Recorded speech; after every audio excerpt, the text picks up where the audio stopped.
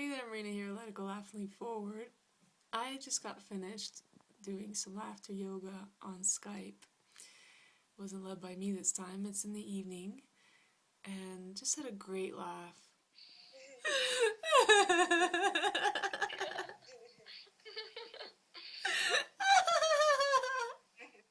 The other day I had a talk with a great friend of mine, and we were sharing about perceptions and how people hold us in a certain way and think about us in a certain way. And I must admit, I do get a lot of posts on my Facebook wall and messages where people associate me so much with being the laughter girl, the one who's always happy and enjoys a good laugh and is really, really into it.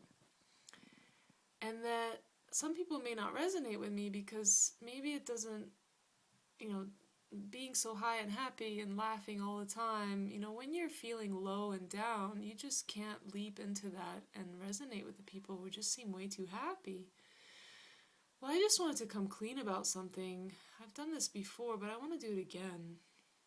I laugh because life is not so easy. I laugh because it's something I found that really helps me. I laugh and do laughter yoga and teach laughter yoga because it's something I really need to do and really need to learn in my life. They say, I don't know who they are, but whoever they are, I've heard this before, they say that you really can only teach what you yourself need to learn. And you're probably really good at teaching that. And I really enjoy giving laughter yoga classes or attending one or laughing with my friends on Skype or just laughing for no reason. But I do it not because I do it naturally. It's a choice. I found this among other techniques and tools and FasterEFT and everything I do because I struggled with depression for a long time, my whole life really. And I never even really knew that it was depression. I never gave it a name because that was my norm. My norm was to have this low state of kind of isolation and cocooning. And it's something that I would do, and it would somehow keep me comfortable and safe to kind of isolate myself. And it would give me this refuge because I love being social. I love being with my friends.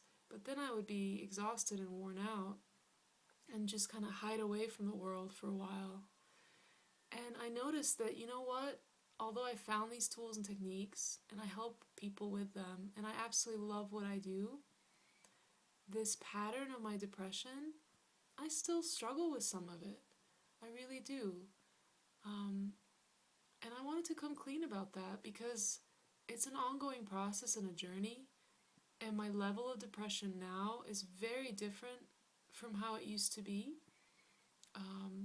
Something would maybe last 2 weeks of just a pattern and a habit and just a state of feeling and a state of mind that just would be really heavy on me.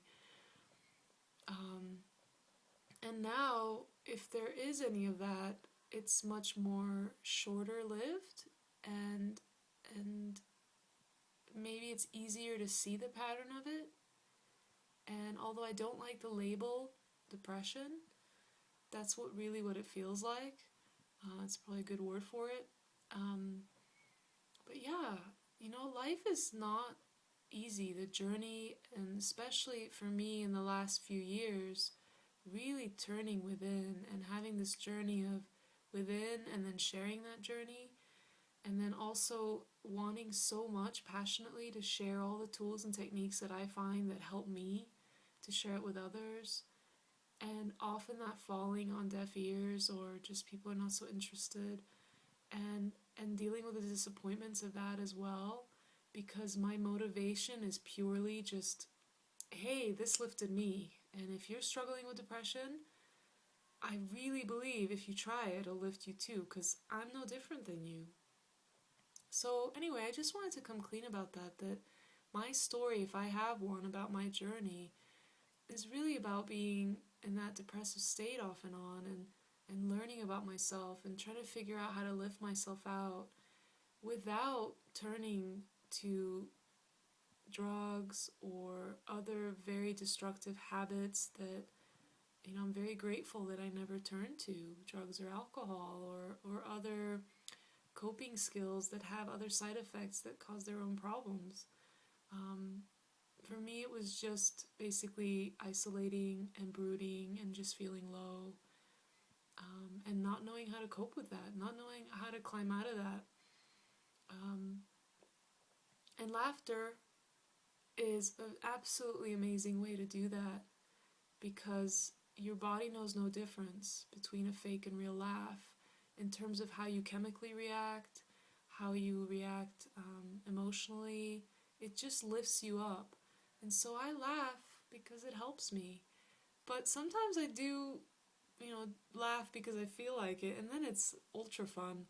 But I do notice that if I commit to a practice, which is why I lead a session 3 times a week on Skype, sometimes I miss a few, but pretty much I've been doing that for quite a few months now.